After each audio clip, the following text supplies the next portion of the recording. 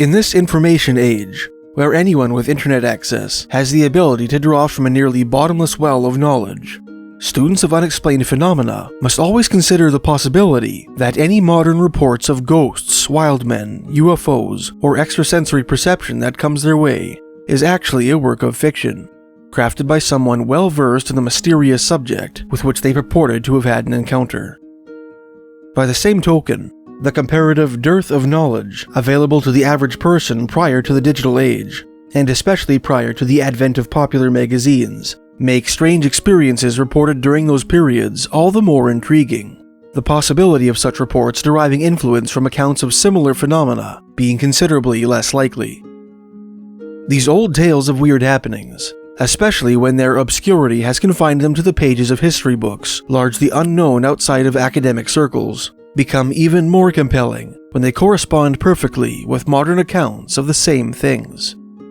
These intersections of history and mystery occur with surprising frequency in the writings of Paul Kane, an Irish-Canadian artist who, in the mid-late 1840s, at the very height of the Hudson Bay Company's fur trade empire, traveled across North America and back, accompanying various HBC fur brigades. Although better known for the paintings he produced, based on sketches he made throughout the course of his journey, Kane's 1859 travel memoir, Wanderings of an Artist Among the Indians of North America, from Canada to Vancouver's Island and Oregon, through the Hudson Bay Company's territory and back again, contains some of the strangest stories to ever come out of the Canadian wilderness. Kane's book is filled with all sorts of hair-raising adventures and comedic interludes that shed light on the details of daily life during that particular period of fur trade history. In this piece, we will explore some of those stories, along with Paul Kane's fascinating contributions to the mysteries of the Canadian fur trade.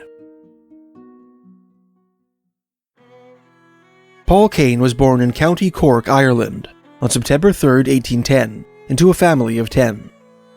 When he was about 10 years old, his family moved to York, Upper Canada, present-day Toronto, Ontario, where his father, a former British Royal Army cavalryman, took up a new profession as a liquor merchant. While studying painting at York's Upper Canada College, Kane became imbued with an urge to see the world, perhaps eager to lay his eyes on buildings, landmarks, and other scenes that might lend inspiration to his art.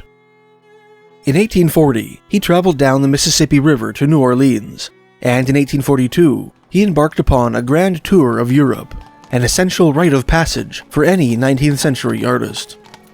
For 2 years, Kane traveled throughout Italy, studying the paintings and sculptures of Renaissance masters like Raphael, Murillo, and Donatello. After traveling through Switzerland and France, he decided to spend the winter in London, England. In that heart of the British Empire, Paul Kane met George Catlin, an American artist who had spent the past decade traveling along the Mississippi and Missouri rivers, painting the Native Americans he met along the way, who was in London for the purpose of advertising his collection to prospective European patrons. Many of the subjects of Catlin's paintings, particularly those belonging to the tribes of the Upper Missouri, had only recently been introduced to white men and Euro-American culture, and practiced an ancient way of life, which Catlin suspected was fast disappearing. Catlin believed that it was the artist's duty to illustrate these dying cultures for posterity, and included that thesis in his 1951 book, Letters and Notes on the Manners, Customs, and Conditions of the North American Indians, in which he detailed his adventures in the American West. Inspired by Catlin, Kane decided to undertake a similar project in Canada. After earning enough money to pay some debts he had accrued in Europe, he returned to Toronto in the winter of 1844-45, equipping himself with a diary, a sketchbook, a box of paint, a gun, and a stock of ammunition. He departed from Toronto on June 17, 1845, with the intention of traveling to the Pacific coast. He would chronicle his adventures in his travel journal, from which he would later draw when producing his 1859 book.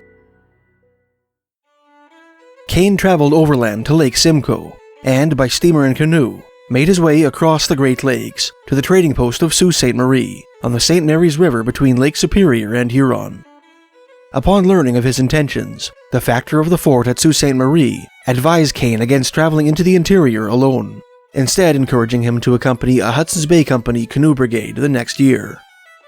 Kane took the factor's advice, spending the remainder of the summer on Mackinac Island, among the Ottawa and Ojibwe, and in a Menominee Indian village on the shores of what is now Wisconsin's Lake Winnebago, where he was introduced to the practice of night fishing. Paul Kane commenced his journey across the continent the following spring. In March 1846, he made his way from Toronto to Lachine, a historic point of embarkation for fur traders on the island of Montreal. There, he met with Sir George Simpson, the governor of the Hudson Bay Company, who made arrangements for him to accompany the HBC's Spring Brigade.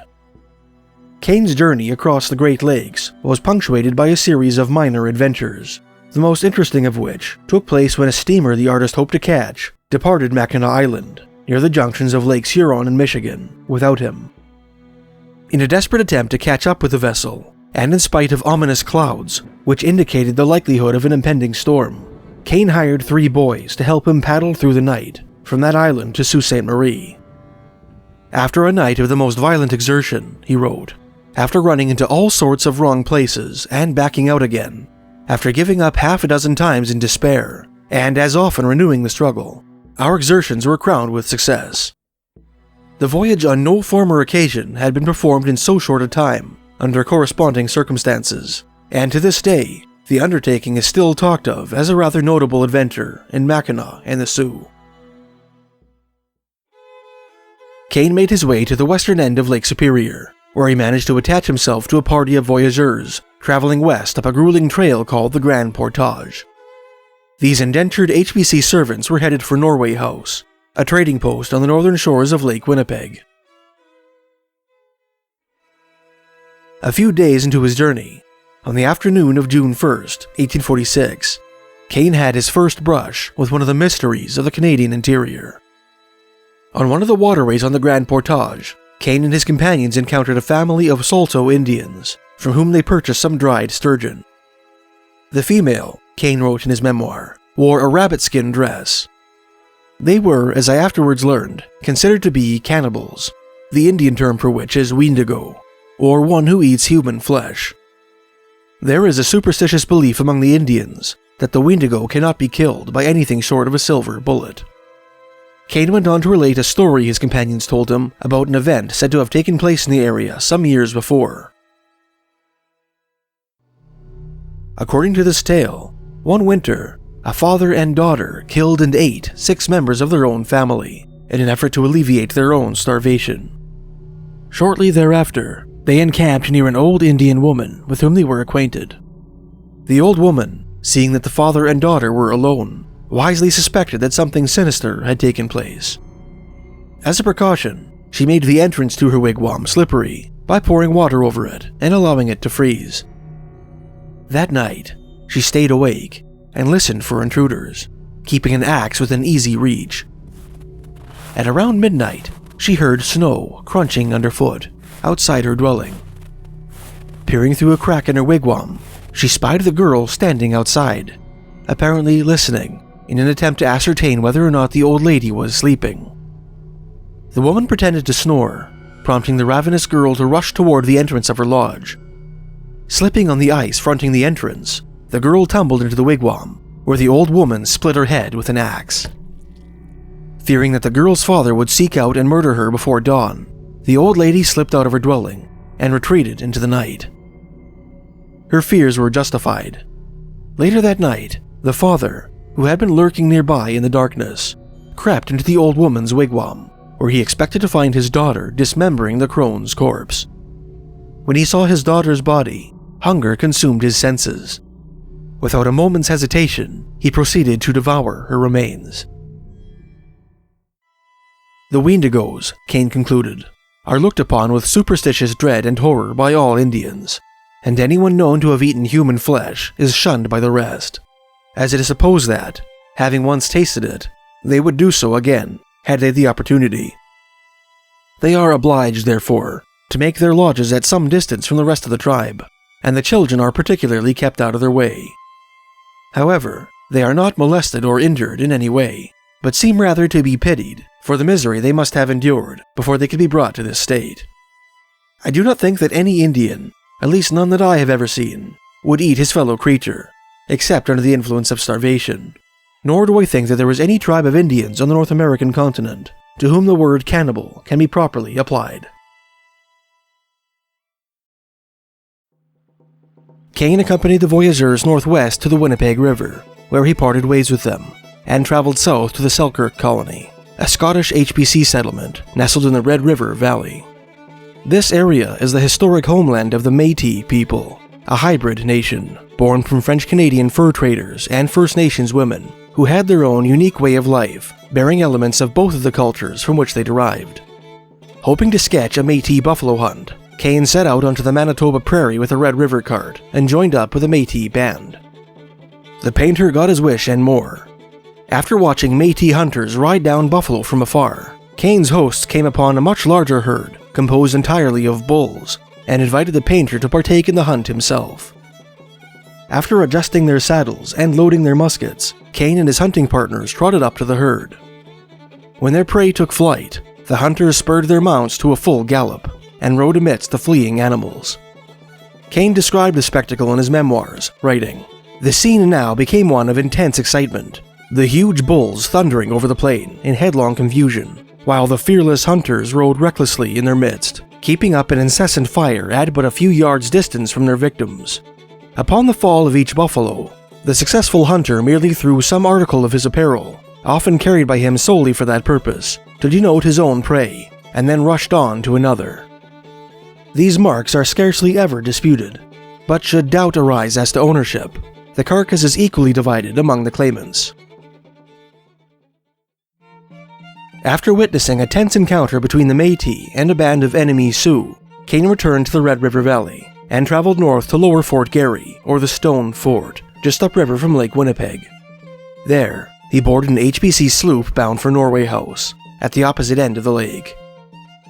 He remained at that northerly trading post until August 14th, when he joined the Columbia Express, a flotilla of Viking-style York boats recently arrived from York Factory, the HBC headquarters on Hudson Bay, which was bound for the Pacific coast. This particular brigade carried otter pelts intended for the Russians as payment for the HBC's use of their territory in the Pacific Northwest. Kane and his new companions sailed west across Lake Winnipeg and up the Saskatchewan River, making stops at Forts Carleton and Pitt.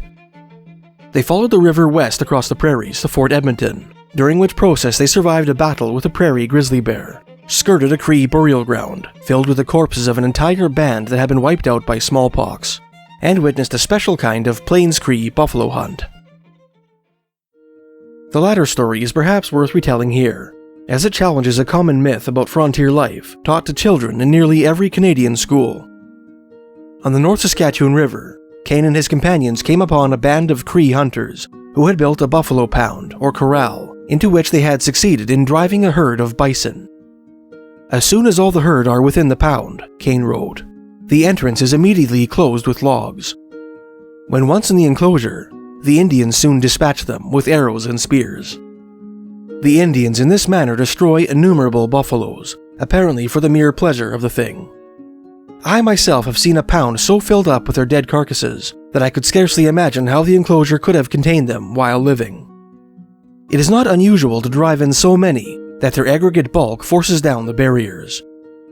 There are thousands of them annually killed in this manner, but not 1 in 20 is used in any way by the Indians, so that thousands are left to rot where they fall. I heard of a pound, too far out of my direct road to visit, formed entirely of the bones of dead buffaloes that had been killed in a former pound on the same spot, piled up in a circle similarly to the logs above described. This improvidence, in not saving the meat, often exposes them to great hardships during the seasons of the year in which the buffalo migrates to the south." On the last leg of the journey to Fort Edmonton, just before coming upon the buffalo pound, a humorous incident occurred involving Robert Rundle, a Cornish missionary who had joined the party at Fort Carleton, for whom Banff's famous Mount Rundle was named. Anxious to arrive at Fort Edmonton, Kane, Robert Rundle, and Mr. Roward, the chief factor of York Factory, with the assistance of a Cree hunter, decided to proceed ahead of the York boats on horseback. During their departure, Rundle tucked a pet cat he had brought with him in the breast of his coat, tying a string around the cat's neck and securing the other end to the pommel of his saddle so that it could not escape. As soon as the horse broke into a trot, the feline passenger leapt from Rundle's lapel, to the astonishment and horror of the Indians, to whom it appeared as though the cat had materialized from thin air.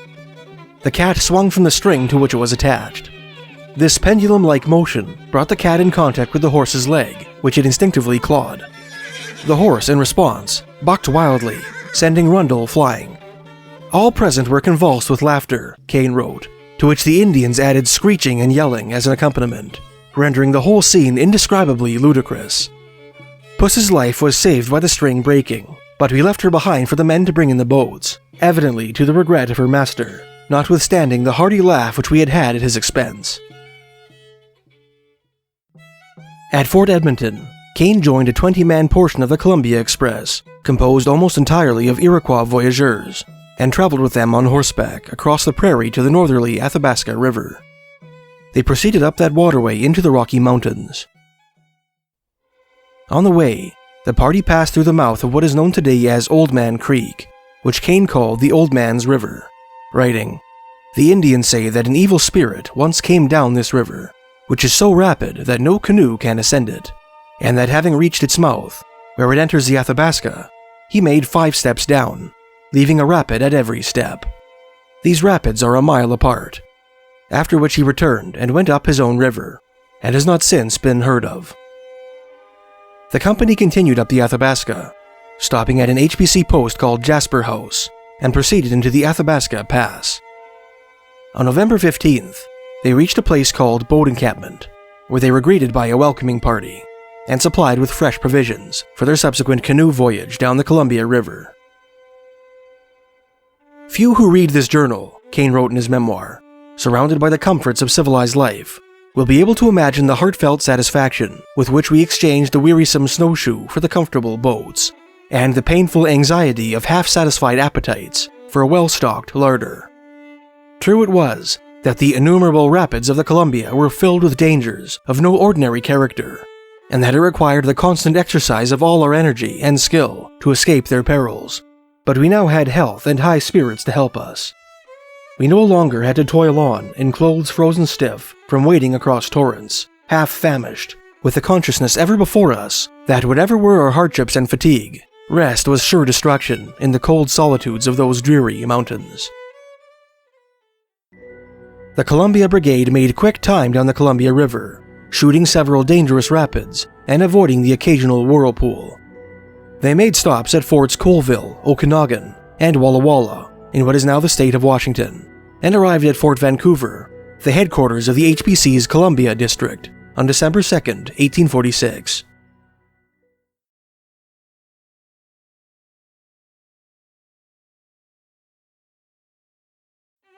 Kane spent nearly 4 months in the Fort Vancouver area, sketching various colorful characters he came across, and spending time at a trading post to the south in what is now Oregon City. On March 25, 1847, he decided to make for Vancouver Island, and, embarking in a canoe, paddled down the Columbia River.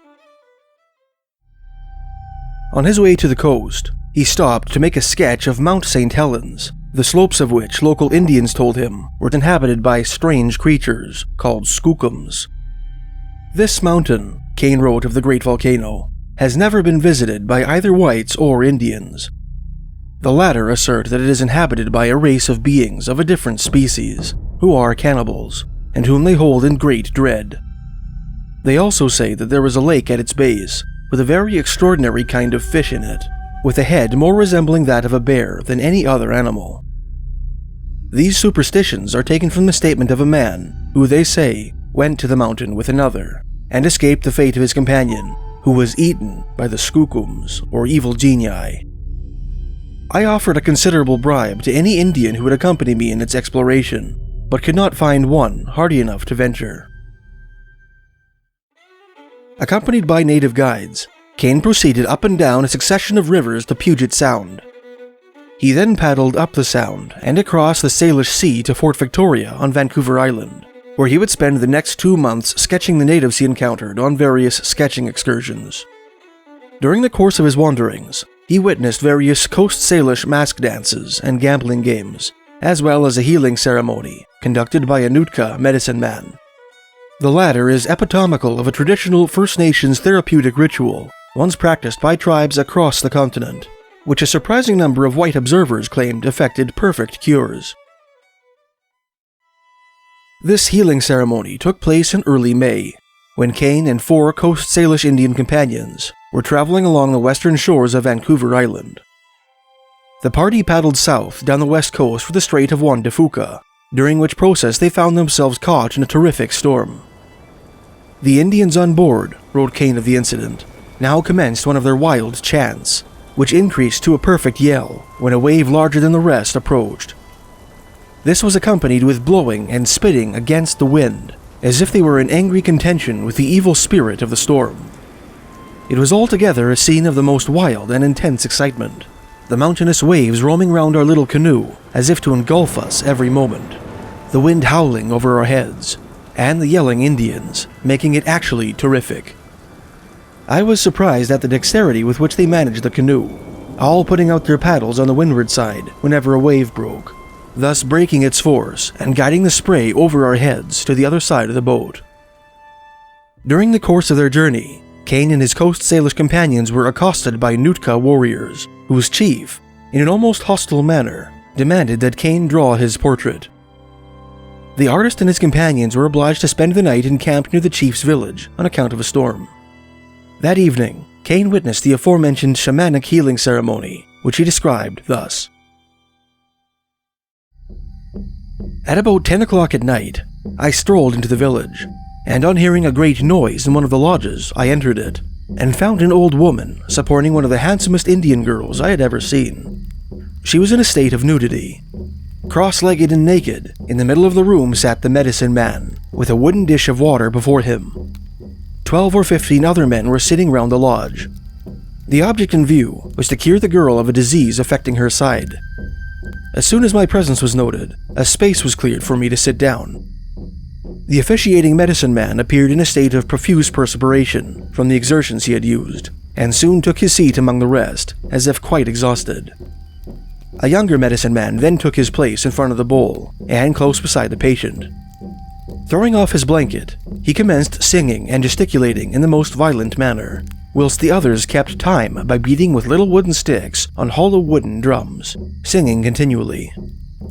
After exercising himself in this manner for about half an hour, until the perspiration ran down his body, he darted suddenly upon the young woman, catching hold of her side with his teeth and shaking her for a few minutes, while the patient seemed to suffer great agony. He then relinquished his hold and cried out that he had got it, at the same time holding his hands to his mouth, after which he plunged them in the water and pretended to hold down with great difficulty the disease which he had extracted, lest it might spring out and return to its victim. At length, having obtained the mastery over it, he turned round to me in an exulting manner and held something up between the finger and thumb of each hand, which had the appearance of a piece of cartilage, whereupon one of the Indians sharpened his knife and divided it in two, leaving one end in each hand. One of the pieces he threw into the water, and the other into the fire, accompanying the action with a diabolical noise which none but a medicine man can make. After which he got up perfectly satisfied with himself, although the poor patient seemed to me anything but relieved by the violent treatment she had undergone. Paul Kane left Fort Victoria on June 9th with an Nisqually Indian elder, along with the man's wife and 2 slaves. The company paddled down the coast of Vancouver Island and across the Salish Sea to Puget Sound, subsisting on a variety of exotic coastal meats along the way. During the journey, the old man pointed out a rocky outcrop in the middle of the sea, and told the artist a colorful Nisqually legend, which purported to explain its origin, along with that of the porpoise and its enmity towards seals. The painter returned to Fort Vancouver, and on July 1st, joined the York Factory Express, a fur brigade bound for the HBC headquarters on Hudson Bay. Kane accompanied the party up the Columbia River as far as the mouth of the Snake River. There, he took leave of his companions, hoping to see more of the Columbia Plateau. Throughout mid-July, he and a guide explored the surrounding area, visiting Palouse Falls, the Grand Coulee, which was said to be the haunt of evil spirits, and a Presbyterian mission headed by one Dr. Marcus Whitman. Later that year, Dr. Whitman, his wife, and 12 of their charges were murdered by Cayuse warriors in what is known as the Whitman Massacre. The spark which touched off the Cayuse War fought between the Cayuse Nation and the U.S. Army. On September 22nd, Kane set out from Fort Colville with 6 voyageurs bound for boat encampment in the Rocky Mountains. On October 4th, the party encamped near a stretch of the Columbia River just north of present-day Revelstoke, British Columbia, which the voyageurs called the Dalles des Morts, or the Rapids of the Dead. This narrow strip of river, bounded by steep walls, was the site of 2 tragedies, the older of which evokes the Wendigo legend Kane learned from the voyageurs of the Grand Portage. About 25 or 30 years ago, Kane wrote, referring to an event that took place in 1817, an Iroquois, a half-breed, and a French-Canadian, having charge of a boat, had to descend this frightful rapid. Fearful of running it, they affixed the long line to their bow, and being themselves on the shore, they attempted to lower her gradually by means of it down the foaming torrent. The boat took a sheer and ran outside of a rock, and all their efforts to get her back, or reach the rock themselves through the boiling surge, were unavailing. The rope, chafing on the sharp edge of the rock, soon broke, and she was dashed down among the whirling eddies and broke to pieces, with their whole stock of provisions on board. They then continued to follow on foot, along the rugged and difficult banks of the river, without food, guns, or ammunition to protect them from the inclement weather. At night, they encamped in a shivering and famished condition, not having been able to surmount more than 3 miles of the obstacles that obstructed their passage at every step along the banks. The next day, they proceeded with no better success. They well knew that if they constructed a raft, it would not live an hour in this part of the Columbia River, owing to the quick succession of rapids that here beset the navigation. In this starving condition, they continued their slow progress till the 3rd day, when the half-breed, fearing his companions would kill him for their food, left them, and was never after heard of, falling, in all probability, a prey to the wolves. The other 2 lay down, and the Iroquois, watching his opportunity, got up at night and beat his companion's brains out with a stick, and going to work in a methodical manner, after first satisfying his craving hunger with a portion of the body, cut the remainder into thin slices and dried them in the sun, after the manner in which buffalo meat is prepared. The Iroquois spent 3 days preparing his hideous victuals. When they were sufficiently dry, he stuffed the meat strips into a pack and proceeded down the riverbank to the head of Upper Arrow Lake. There he made a raft, concealed his meat pack beneath pieces of pine bark, and paddled down the lake. He had not proceeded very far, Kane continued, before he met a canoe, which had been sent from one of the forts below on the Spokane River in quest of them, owing to their long absence. The newcomers immediately inquired what had become of his 2 companions. He replied that they had deserted him, giving at the same time an account of the loss of the boat. They took him on board their canoe, and one of the men, seeing the bark in the raft, and desirous of getting it to place under him in the canoe, the Iroquois shoved off the raft, with evident signs of confusion, on which the man, who had noticed his embarrassment, paddled up to it, and lifting the bark, discovered the dried meat beneath it, among which was a human foot. He was asked how he had obtained the dried meat, and replied that he had killed a wolf, swimming across the river. The foot with the meat was slyly deposited in a bag belonging to one of the men, but not without the act being perceived by the murderer, who, while they were asleep during the night, threw the bag and its contents into the river. Appearing not to notice its loss, they went on to Fort Spokane and delivered him up to Mr. McMullen, the person in charge, detailing the particulars. The Indian was shortly afterwards sent to a distant post in order to get rid of him, as no voyageur would willingly associate with anyone known to have eaten human flesh. I had previously traveled several hundred miles with the son of this very man, who always behaved well, although there certainly was something repulsive in his appearance, which would have made me dislike to have had him for a companion in a situation such as above described.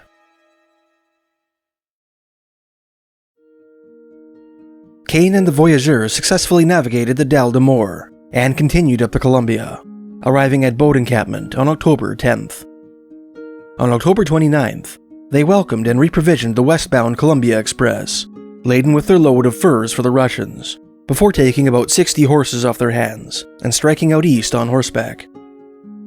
They toiled over the Athabasca Pass, trudging through deep snow and enduring biting cold, which froze the mercury on their thermometers, and transformed Kane's long red beard into a solid mass of ice. They stopped to rest at Jasper House and continued east down the Athabasca River on snowshoe.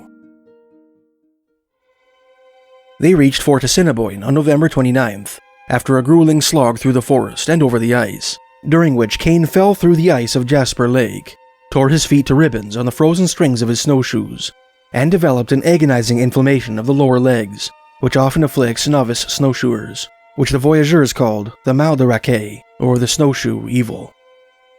The travelers continued on to Fort Edmonton, where Kane spent most of the winter sketching the Cree, Assiniboine, Sarcee, Gros Ventre, and Blackfoot Indians, who came to the fort to sell dried buffalo meat and rendered bison fat. The Indian and Métis women of the fort processed these ingredients into huge quantities of pemmican, a dense, imperishable, nutritious staple of the Canadian frontier, which was later distributed to other HBC forts for use on the trail. During his time on the North Saskatchewan River, Kane visited both easterly Fort Pitt and westerly Rocky Mountain House, sketched a Cree pipe stem ceremony conducted by a chief who hoped to make war on the Blackfoot, and helped a Métis hunter perform a clever ancient hunting trick, which, although not particularly mysterious, may nonetheless warrant a place in this piece. On this particular occasion, Kane accompanied Fort Edmonton's sole horsekeeper, an old Métis warrior named Francois Lucy, on a buffalo hunt, during which Lucy showed Kane an old Indian hunting trick called making a calf. After finding a buffalo herd, Lucy dressed himself in a buffalo robe, while Kane put on a wolf skin. Lucy crouched in the snow, crawled around, and bellowed like a buffalo calf. When the Métis caught the attention of the herd, Kane tackled him, whereupon Lucy bellowed more earnestly. Apparently convinced that one of their young ones was being attacked by a prairie wolf, the herd rushed to Lucy's assistance. When the buffalo were within musket range, the hunters stood up and fired at them, killing 2 cows and causing the rest to flee. Kane continued his journey east in the early summer of 1848, nearly becoming a sideline witness to a battle between the Blackfoot and the Cree, fought just outside Fort Carleton.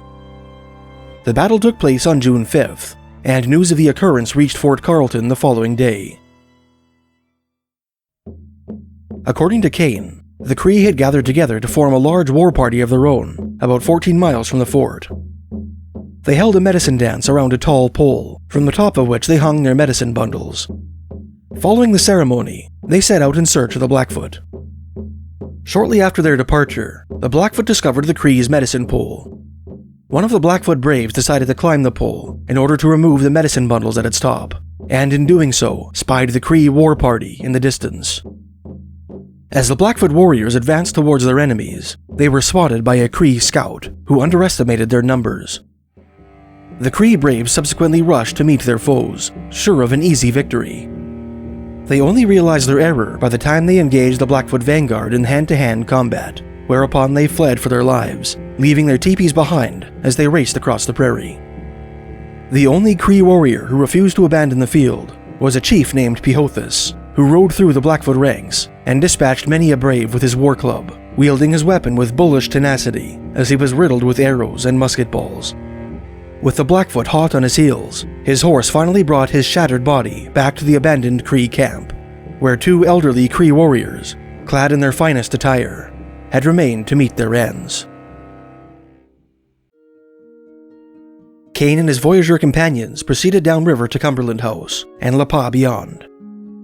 In that northern trading post, the travelers met with naval surgeon Sir John Richardson and Orcadian surgeon Dr. John Ray, who were preparing to launch an expedition to the Mackenzie River to search for the ill-fated Arctic explorer Sir John Franklin and his crew, who had disappeared while searching for the fabled Northwest Passage. On June 17th, after shooting the Grand Rapids, Kane and company arrived at Norway House, at the northern end of Lake Winnipeg, where Sir George Simpson and other high-ranking HBC officers had gathered for an annual meeting.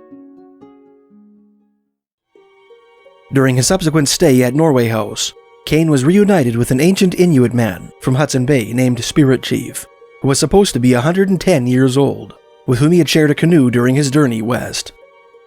According to one story which Kane heard during his travels, which perhaps merits inclusion in this piece, Spirit Chief had only one son, whose mother died shortly after giving birth.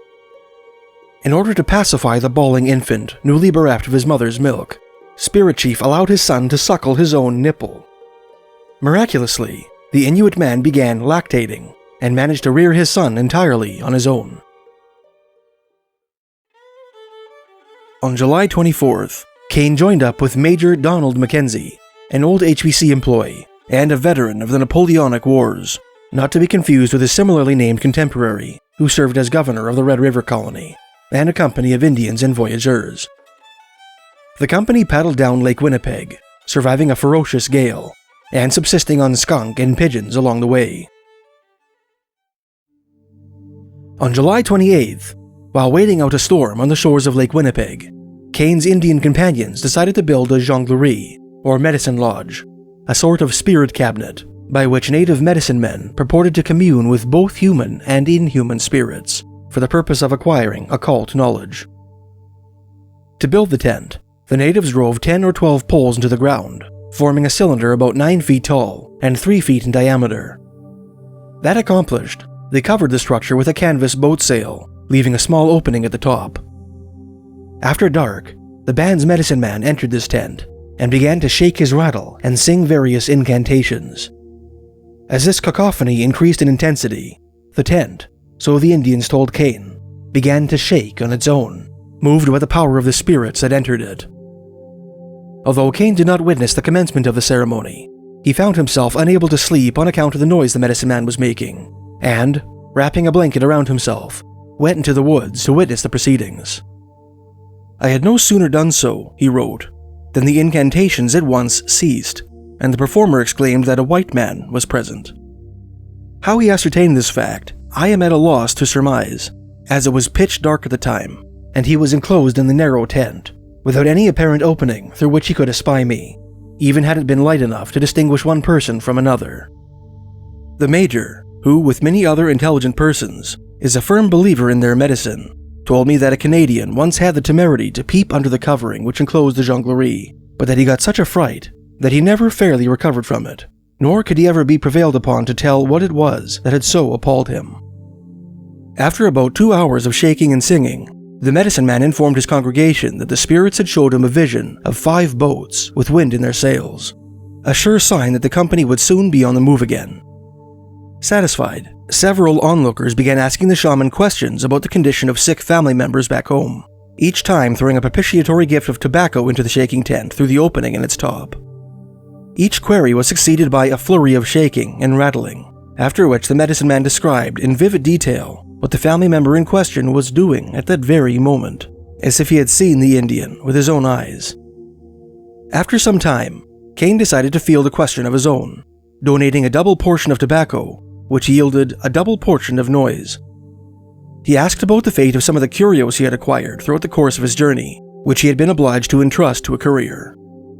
These souvenirs included the trophy head of a tremendously tough buffalo bull he had killed outside Fort Edmonton, which took him 16 bullets to drop, a bear's claw necklace given to him by an Assiniboine chief, which the latter had worn around his neck for 23 years, and the skull of a Flathead Indian he had stolen from a burial ground. The medicine man replied that he saw Kane's baggage stowed on a sandy point a 2 days' journey north, at a place where the courier had just made camp. However singular the coincidence may appear, Kane wrote, it is a fact that on the next day we had a fair wind, for which the medicine man, of course, took all the credit. And it is no less true that the canoes with my baggage were on the sandy point on the day stated, for I inquired particularly of them when they came up to us. On July 30th, Kane and his fellow travelers reached Fort Alexander, where a great number of Saulteaux Indians had come to harvest wild rice. Kane stayed at the fort for 4 days, before heading up the Winnipeg River with a new crew consisting of 7 Indians, 2 French Canadians, and an Orcadian. He and his companions tracked, paddled, and portaged their way upriver, laboring under the sweltering summer sun amid an endless cloud of mosquitoes. They continued southeast, across Lake of the Woods, and up the Rainy River. At Fort Francis, an old French turned NWC turned HBC fur trading post, situated at the confluence of Rainy River and Rainy Lake, which had been renamed in honor of Sir George Simpson's wife, Kane boarded a courier canoe laden with letters bound for Lachine. The party paddled and portaged their way across the wilderness of the so-called Northwest, stopping to admire the Kakabeka Falls, which, in Kane's opinion, far surpassed the Niagara in beauty and picturesque effect. The travelers continued on to Fort William and across Lake Superior, stopping for a day at Mishipikaten, and arrived at Sault Ste. Marie on October 1st. Here, Kane wrote, I consider that my Indian travels finish, as the rest of my journey home to Toronto was performed on board steamboats, and the greatest hardship I had to endure was the difficulty I found in trying to sleep in a civilized bed.